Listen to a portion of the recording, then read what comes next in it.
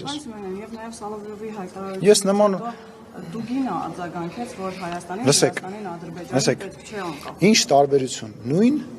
ռուսերեն մի հատ արտահայտություն կա, չեմ ուզում եթերով անեմ, նույն նապալչկի երևույթներն են իրանք։ Մեկը մյուսից իմ համար որևիցե ձևով չեն տարբերվում,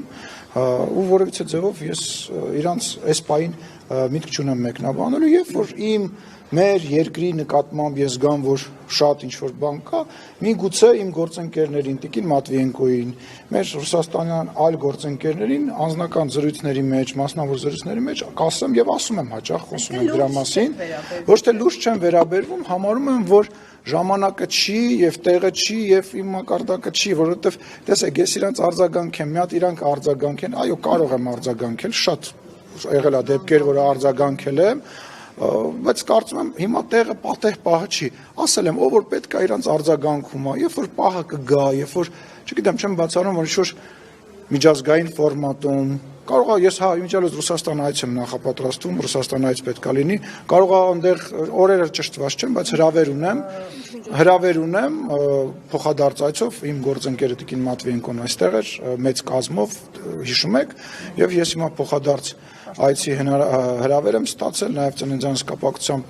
զրուցել ենք եւ այդ այցի հետ կապված մանրամասներ ենք քննարկել եւ օրերը